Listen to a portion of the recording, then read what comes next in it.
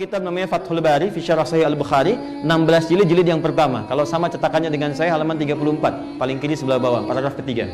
Lihat baik-baik, perhatikan, fokus. Ketika beliau matanya divonis buta permanen, semangat belajar Qurannya tinggi, maka minta pada ibunya disekolahkan ke Kutab, awal belajar Quran.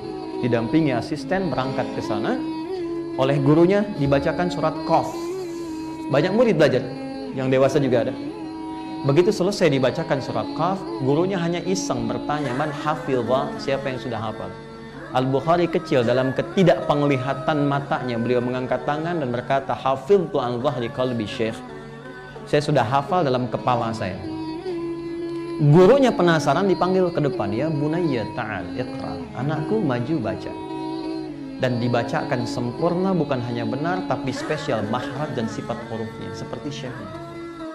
Fata'ajjaba syaikhu faqala minal an idrusul hadis. Syekhnya kagum lalu mengatakan, sejak saat ini belajarlah hadis. Senang Al-Bukhari, kecil pulang ke rumah diceritakan ke ibunya, ummi hadatsa kadza wa kadza. Bu, tadi ada kejadian begini-begini. Uridul hadis, saya pengen belajar hadis. Kata ibunya, ya bunayya iktafi bil Quran. Nah, kamu cukupkan Quran dulu karena ada keterbatasan. Kalau sudah Quran silakan hadis. Hormat ibunya tapi juga ta'zim pada syekhnya, beliau katakan, saya akan belajar Quran, Bu, tapi izinkan saya pun ingin belajar hadis. Meraba jalan ke kamarnya, kemudian ibunya melihat itu, merasakan haru, masuk ke mihrabnya. Maka ibundanya sholat dan bermohon kepada Allah. Perhatikan kalimatnya, rahasia Quran surah 17 ayat 110. Panggil sesuai harapan-harapan dan permohonan kitanya. Kebutuhannya apa? Panggil nama Allah sesuai dengan kebutuhan kita. Beliau melihat matanya tak terbuka, dokter mengatakan mustahil, medis mengatakan gak mungkin terjadi. Maka beliau menyebut nama Allah yang maha melihat untuk membuka penglihatan anaknya. Yang basir, yalladzi ala kulli syai'in qadir, a'id basiratabni. Ya Allah yang maha menatap dengan tajam, yang maha kuasa atas segala sesuatu tanpa batasan, mohon kembalikan penglihatan anakku. Al-Bukharinya masuk ke kamar sedang mengulang surat Qaf, sampailah di ayat 21, ayat 22, mirip kalimatnya sama. Laqad kunta fi ghaflatin min hadza fakashafna 'anka ghita'aka fabasaruka al-yawma hadid.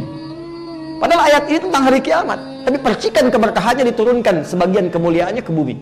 Dulu pandanganmu gak bisa lihat, sekarang dengan keagunganku akan dibuka sekatmu itu, mulai hari ini engkau akan melihat kembali dengan tajam. Begitu sampai di ayat itu, ibunya berdoa bersamaan, lelah, tertidur, maka Al-Bukhari tiba-tiba bangkit, merasakan sesuatu di matanya, bisa melihat kembali. Maka dikejar ibundanya, ummi laqad ra'ait, ibu saya bisa melihat kembali. Berpelukan. Singkatnya, bisa melihat kembali, mulai belajar hadis dan menulis Sahih Al-Bukhari selama 16 tahun. Teman-teman, tahukah ketika menuliskan Al-Bukhari itu di mana? Dimulai di Mekah, Masjidil Haram, diakhiri di Masjid Nabawi di Madinah. Tapi setiap mau menulis hadis, sholat dulu 2 rakaat. Kalau tenang, baru dituliskan. Tidak tenang, ditunda dulu. Al-Bukhari menjaga Quran dan sholatnya.